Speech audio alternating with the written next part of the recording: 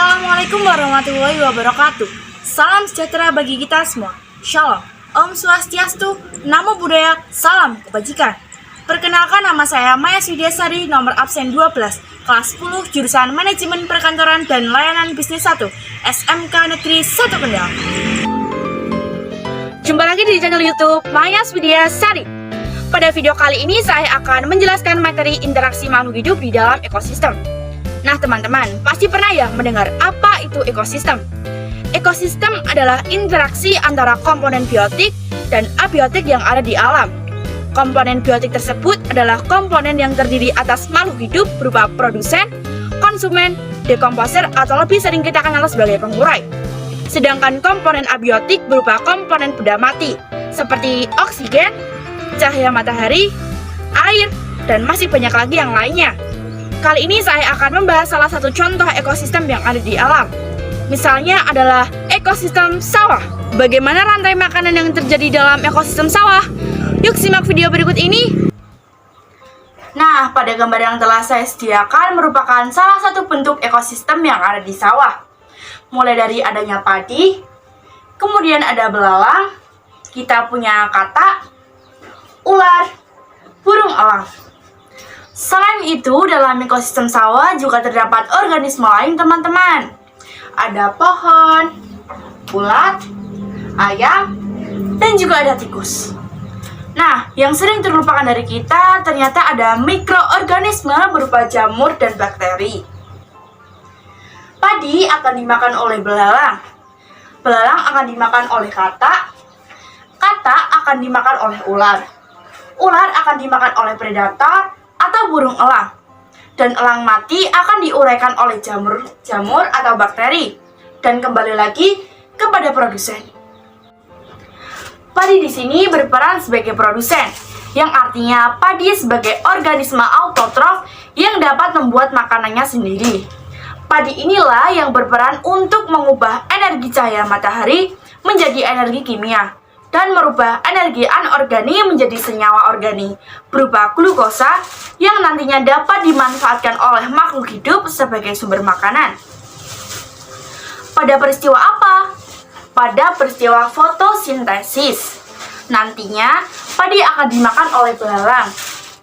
Belalang langsung memakan produsen sehingga bisa dikatakan sebagai konsumen tingkat 1 atau konsumen primer. Belalang sendiri merupakan organisme heterotro, yang artinya belalang tidak bisa membuat makanannya sendiri. Nah, kemudian belalang akan dimangsa oleh konsumen berikutnya, yaitu katak, atau sebagai konsumen tingkat 2, atau sebagai konsumen sekunder. Katak di sini juga bersifat sebagai organisme heterotro, yang nantinya katak akan dimakan oleh ular. Di sini, ular berperan sebagai konsumen tingkat 3 atau konsumen tersier.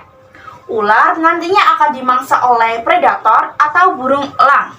Jadi, burung elang di sini berperan sebagai predator atau konsumen tingkat 4. Lalu, siapa yang memakan burung elang? Tidak ada lagi yang makan burung elang. Artinya, dalam piramida makanan, burung elang berada atau menempati posisi puncak di piramida makanan. Ketika elang tersebut mati, maka bangkainya akan diuraikan oleh mikroorganisme. Berupa di sini ada jamur. Selain itu ada bakteri. Nah, bangkainya yang berupa senyawa organik akan diubah lagi menjadi senyawa-senyawa anorganik yang nantinya akan kembali dimanfaatkan oleh tumbuhan sebagai pupuk yang membantu untuk proses pertumbuhannya. Nah, karena dia berbentuk seperti lingkaran yang berulang-ulang, sehingga dinamakan dengan peristiwa makan dan dimakan pada urutan tertentu atau rantai makanan. Mudah sekali kan teman-teman? Selanjutnya, apa peran hewan-hewan yang lainnya? Ternyata, di sawah bukan hanya ada mereka, tetapi terdapat organisme yang lain. Mereka juga memiliki rantai makanan. Ada kemungkinan apa lagi? Kita lihat satu persatu ya. Pohon. Pohon ternyata bisa dimakan oleh ulat. Kemudian apalagi di sini? Siapa lagi yang akan memakan pohon? Kita lihat. Padi. Padi ternyata bisa dimakan oleh ulat. Ayam makan siapa? Ayam akan memakan ulat. Belalang. Belalang siapa yang makan? Ayam juga memakan belalang. Kemudian, si ayam, siapa yang makan si ayam? Ayam akan dimangsa oleh burung elang atau predator. Kemudian apalagi? Padi. Padi akan dimakan oleh tikus. Tikus akan dimakan oleh ular.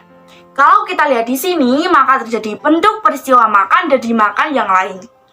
Ternyata, padi bisa dimakan oleh ulat, ulat bisa dimakan oleh ayam, ayam akan dimangsa oleh predator atau burung elang, kemudian burung elang akan diurai oleh dekomposer, dan kemudian akan kembali kepada produsen. Nah, itu dia yang dinamakan sebagai rantai makanan. Teman-teman, sekarang terdapat 5 rantai makanan. Rantai makanan ini akan saling berhubungan satu dengan yang lainnya dalam bentuk jari-jari makanan. Jika sudah banyak seperti ini, maka dinamakan sebagai jari-jari makanan. Jadi, itulah rantai makanan dan jari-jari makanan.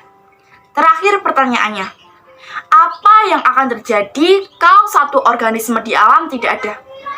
Jika salah satu di antaranya tidak ada, maka ekosistem tidak akan seimbang. Kita tutup ular. Apa yang akan terjadi?